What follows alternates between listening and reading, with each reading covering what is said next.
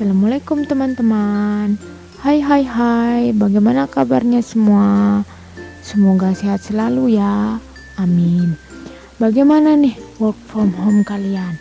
Sambil mengisi waktu kali ini, kita akan membahas kelanjutan dari materi kuliah Transformasi Konflik dan Perdamaian mengenai manajemen konflik. Bagaimana? Apakah sudah siap? Are you ready? Oke, ready. Lanjut, manajemen konflik atau yang biasa disebut tata kelola konflik. Di sini kita sebut saja manajemen konflik ya teman-teman. Sebelumnya teman-teman ada yang pernah dengar nggak istilah manajemen konflik?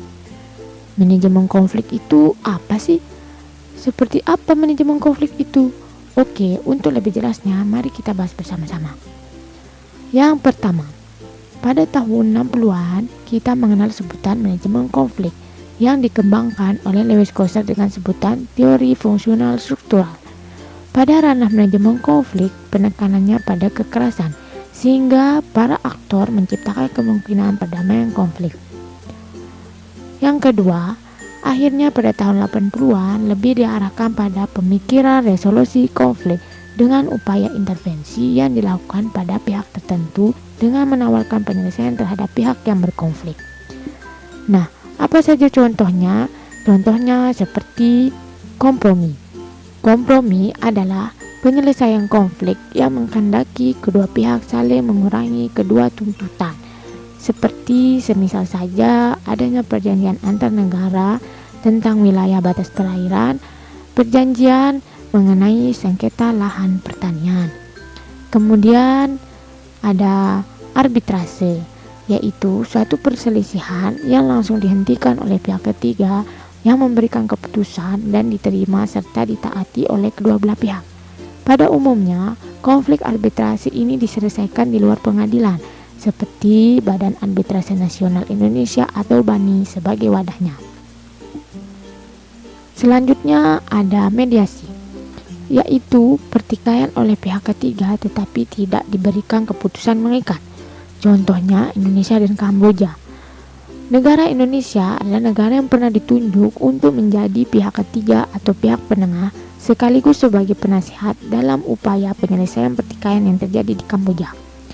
Di sini Indonesia hanya berperan sebagai pengawas dalam perundingan yang terjadi serta berperan memberikan nasihat yang dianggap perlu agar perundingan dapat berjalan dengan lancar.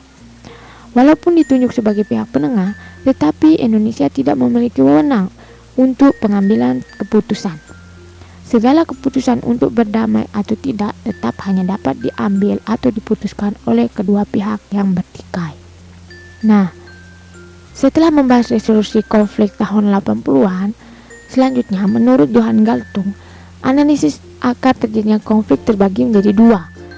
Yang pertama, konflik struktural, yakni akar konflik yang muncul akibat dari kebijakan-kebijakan negara atau otoritas tertentu yang menyebabkan individu maupun masyarakat mengalami situasi atau tekanan dalam bentuk ekonomi, sosial, dan politik. Bahkan, tekanan individu yang mengalami pressing yang besar dapat menyebabkan kematian. Contohnya, konflik gas Rusia dan Ukraina. Konflik antara Rusia dan Ukraina menyebabkan terjadinya ketidaklancaran pasokan gas dari Rusia ke Uni Eropa sebagai primary consumer gas alam yang setia. Rusia sebagai pemasok utama energi gas alam, di mana ketika terjadinya konflik tersebut, ia memutus suplai gas alam ke Eropa, yang tentunya berdampak buruk bagi negara-negara tersebut. Di sini kita dapat melihat bahwa dengan terjadinya konflik struktural dapat menyebabkan ketidakseimbangan antar negara pengguna kebijakan yang dapat mengganggu kehidupan bahkan dari segi perekonomian masyarakat. Yang kedua, konflik kultural, yakni akar konflik yang muncul dari kebiasaan-kebiasaan masyarakat yang telah membudaya bahkan terlembaga sehingga memunculkan konflik dan kekerasan. Contohnya konflik suku Moni dan suku Dani di Papua, konflik Lampung Utara dan Lampung Selatan, serta konflik tragedi bersejarah Sampit, di mana konflik-konflik tersebut merupakan konflik kultural. Terjadinya perbedaan suku, kebudayaan, bahkan keagamaan menyebabkan timbulnya konflik. Kemudian, siapa saja aktor-aktor konflik? Aktor konflik terbagi menjadi 4, yakni aktor konflik primer, yaitu aktor yang memperebutkan sumber daya secara langsung. Aktor konflik sekunder, yaitu pendukung konflik atau korban konflik. Yang ketiga, aktor konstruktif, yakni aktor yang intervensi. Yang keempat, aktor spoiler, yakni aktor yang memprovokasi agar konflik semakin meningkat. Nah, bagaimana nih sejauh ini? Apakah masih semangat? Oke, semangat. Kita lanjut. Manajemen konflik. Manajemen konflik terbagi menjadi dua, yaitu yang pertama, yaitu tata kelola konflik atau manajemen konflik. Merupakan mekanisme kelembagaan untuk mendorong aktor-aktor konflik dalam mengurangi kekerasan yang terus-menerus. Kelembagaan di sini berarti nilai sosial, norma sosial dari aktor-aktor yang menjalankannya secara periodik.